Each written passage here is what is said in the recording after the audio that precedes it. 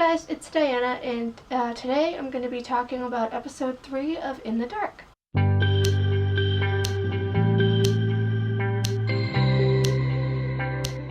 So I came prepared. I have notes that I took on my phone while I watched the episode last night. It aired, last night at the time of recording this, which was April 18th, a Thursday, and I think the episode was called The Big Break or something, I don't know. But anyway, so we start off at the bar that Murphy usually frequents, and she ends up running into Max, who, shows up or whatever, and he teaches her how to play pool, I guess. She really seems to not be into it at all. He just really wants to hang out with her and be with her, and she just doesn't really want to have anything to do with it. Last episode, they went out on a date, and she didn't really want to see him again because she doesn't do relationships, and I think Max had said that he doesn't either. However, they're kind of in a relationship.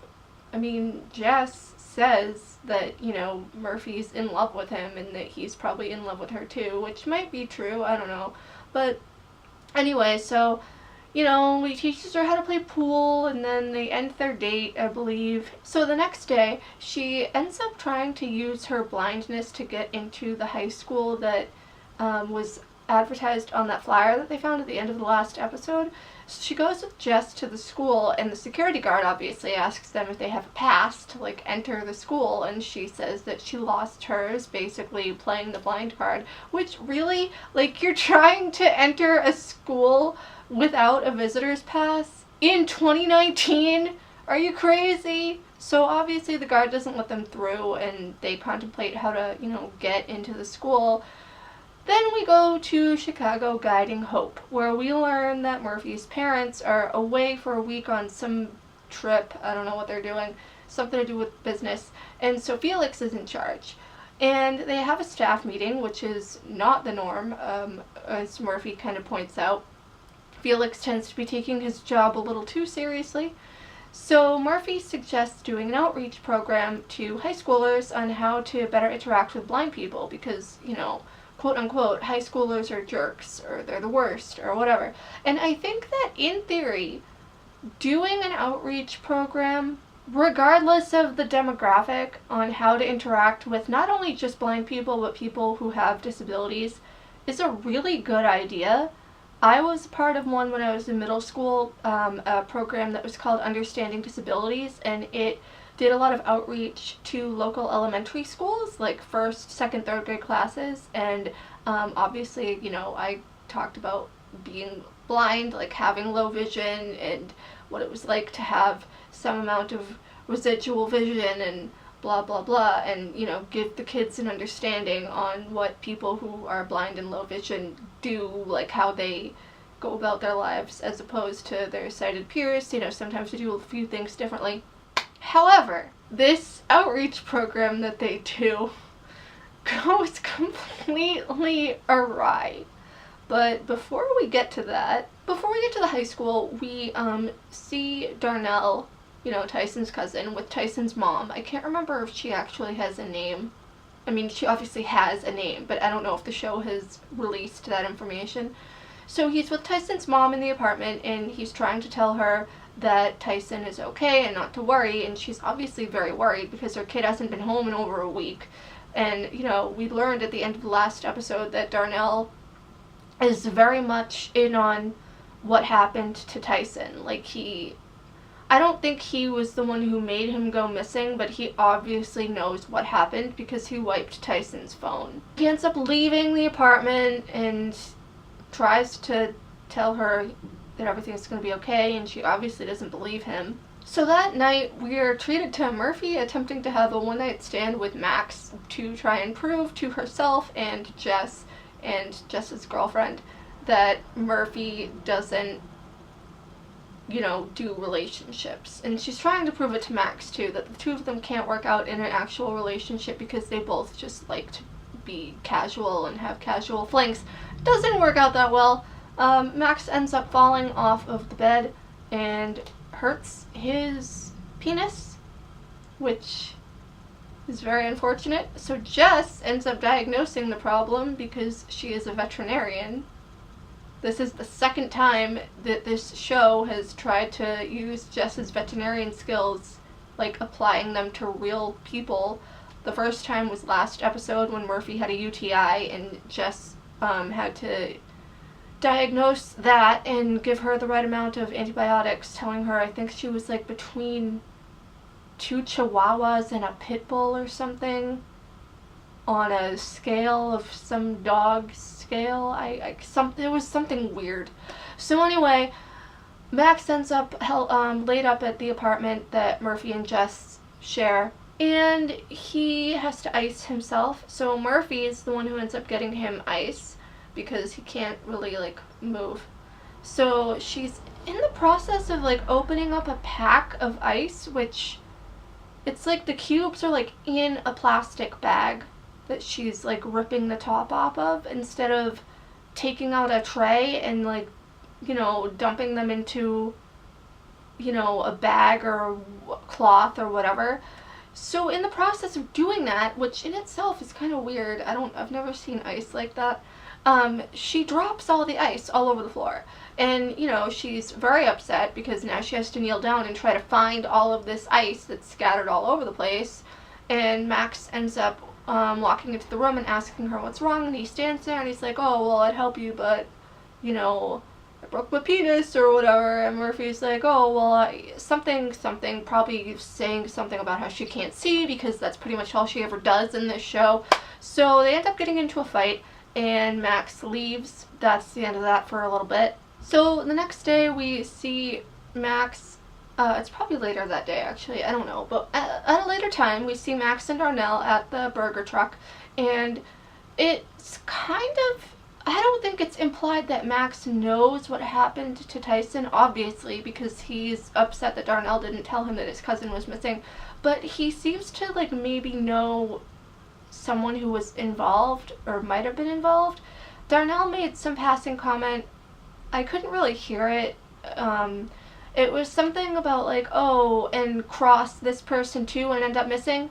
So I don't know if like Tyson made a bad drug deal or what the heck happened. So anyway, back to the presentation at the school. Felix reveals that he was bullied a lot in high school. I guess like I don't want to go into it, but he was bullied in high school and faced, you know, trauma because of that, and he was trying to overcome that trauma by going into this high school and doing this presentation, and he was crying. So he put on his sunglasses to hide his tears, and Murphy, meanwhile, gives him the excuse that she has to go find the restroom because she's gonna throw up when she's really trying to look for that girl Kira who was advertised on the dance team flyer or whatever in last episode because she's Tyson's girlfriend. The kids in the auditorium instantly believe that Felix is blind because he is wearing sunglasses inside, I guess. He gives them demonstrations on the 2 most common cane techniques, which is like tapping and constant contact, and he doesn't do a good job because, you know, this is some random sighted person doing this. However, when the kids think that he's blind and ask him these questions like, oh, can you dream? Can you like drink alcohol? Like, do you drink alcohol? First off, these are questions that sighted people actually ask blind people. Felix just rolls with it. He doesn't correct them on whether or not, like, on them believing that he's blind. He's just like, oh, yeah, like, cool, they think I'm great. Which is bull, in my opinion, because, like, he's faking a disability. I mean, I know he's gonna get what's coming to him later, basically, spoiler alert. But, like, really, he works with Murphy at the guide dog school. Like, he, you know, works for this guide dog school. He's around other blind people, like, all the freaking time. And he is just, like, completely faking this disability just because he thinks that it's great that he's getting all this attention from these random high school kids who are only paying him attention because they think that he has a disability. Meanwhile, in the girls' bathroom, Murphy runs into a couple of girls who are skipping the assembly to smoke pot, as you do, and they go into the, standard what is it like to be blind spiel.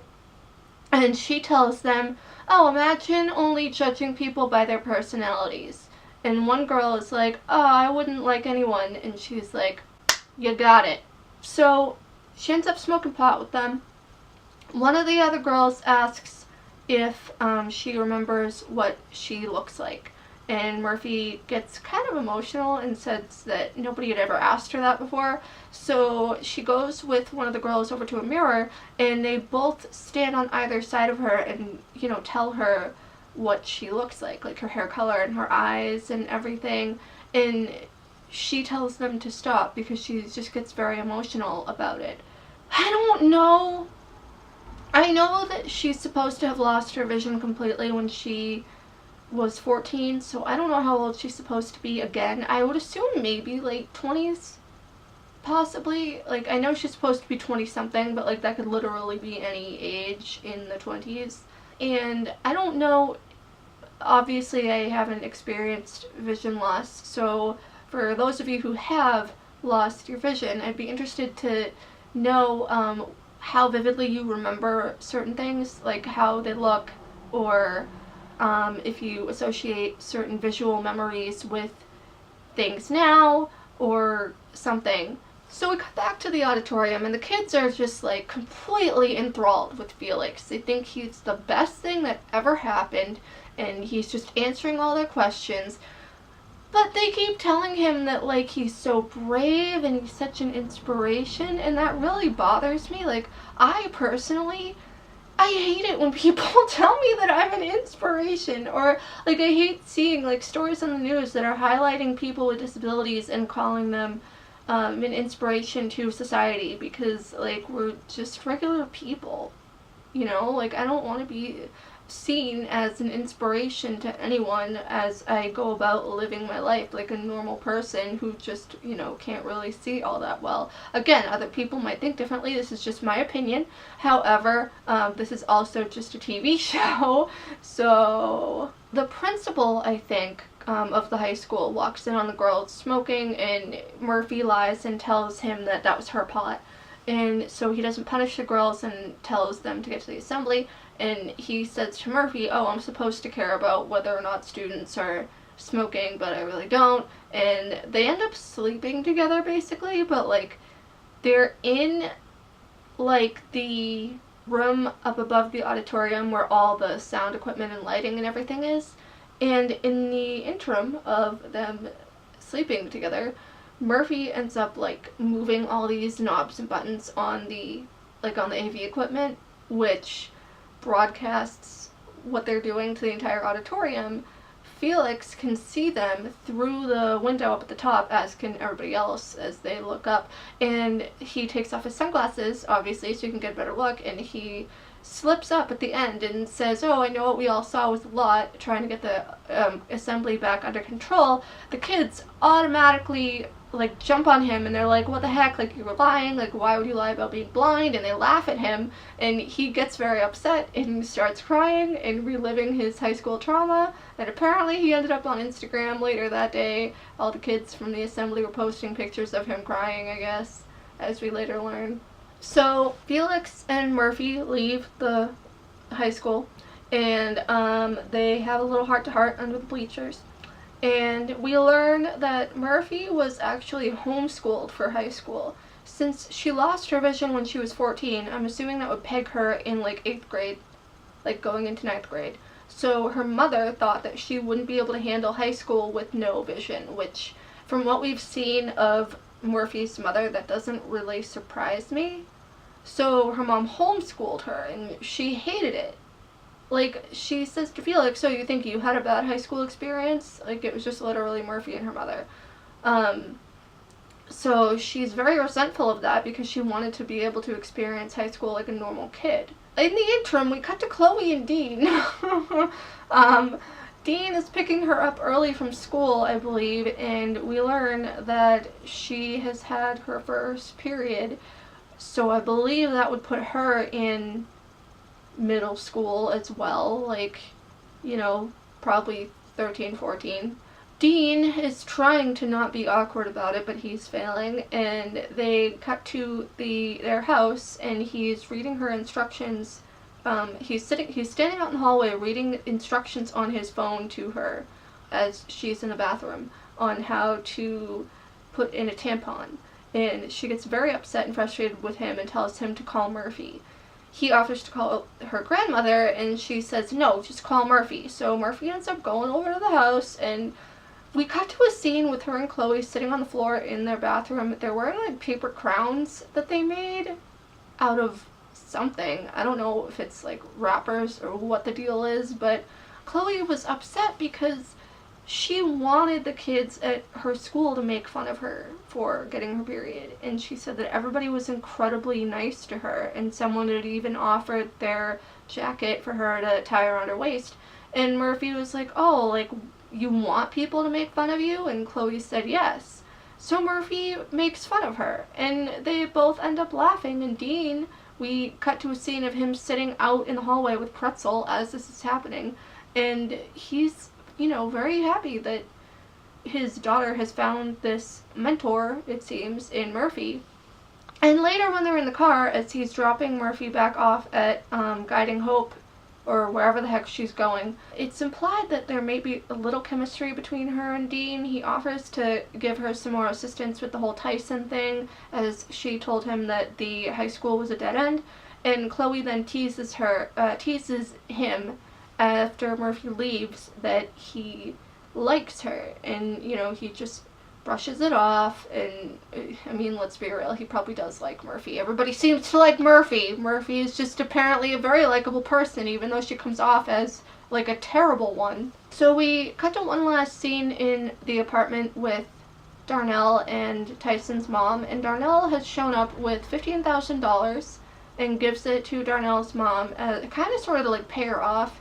And she gets very upset, understandably, that he would try to offer her that money, A, and B, that he thinks that her son's life is only worth $15,000. So she gives him the money back and kicks him out, and like tells him to just like leave and not come back. And I don't blame her for being upset. Like, her son is missing. Her nephew is being really shady and just telling her not to worry about it. The police have gotten like literally nowhere with this whole thing, and it's just a huge mess.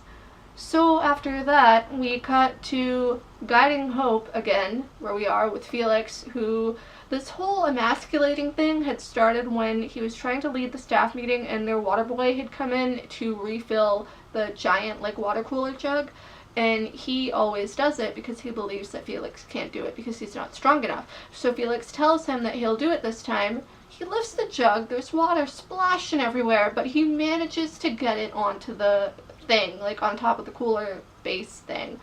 And he's all triumphant, like, I'm gonna be replacing this now. And the water boy's like, yeah, okay, I got it, The girls that Murphy had met in the bathroom were actually really good friends with Kira, that girl mentioned in the last episode. So they give Kira her number, and Kira ends up going to Guiding Hope and like getting in touch with Murphy, and they talk. And Kira says that she believes that Tyson was cheating on her with some girl named Jamie. He had seen some calls back and forth from them, or text or something on Tyson's phone, and she had called Jamie's number and some girl answered, and she was just very upset about it, but she doesn't seem to care at all about what happened to Tyson, like that he's missing. She just thinks that he ghosted her to go be with this Jamie girl. So she obviously still has Jamie's number. Like, I don't blame her. Like, she found out her boyfriend might have been cheating on her, and she wrote down the girl's number. So she gives it to Murphy, and like, that's pretty much how the episode ends for the most part. I mean, we cut back to Murphy and Jess's apartment with another scene with the two of them, and they're talking and, kind of like a recap, like, oh, like, this girl Jamie, blah, blah, blah. And I like that we've been seeming to end each episode so far with Murphy and Jess, like, together, because they seem to have a really good friendship, even though Murphy, just hates everybody. So next week's episode, I don't know, the promo looked like it was supposed to be for the one that's going to air on May 2nd, which is going to be like a road trip that Murphy goes on with Max. I don't know, like, if they messed up in terms of airing that promo, or if the production order is just out of whack. Like, I don't know what's happening, but it should be interesting. Like, I literally just want to see what happens to Tyson. Like, all of these blind jokes and weird things aside, I just want to know what happened to the kid. So this was an alright episode, I feel like. I'm glad that we got to focus a little bit more on Chloe. I do like that Kelly Walton is becoming more of a prominent character in this show, because, you know, she is an actress who is blind, and she is representing people who are actually blind in this show. So props to the CW and for hiring her, and props to her for giving a really good performance, because, like, she's doing really well. A lot better than some of the other people on this show, I feel like. So yeah, those are my thoughts. I don't know. If you like this video, feel free to subscribe or like it with a thumbs up button. I can't tell you what to do. But until next time, I'll see ya.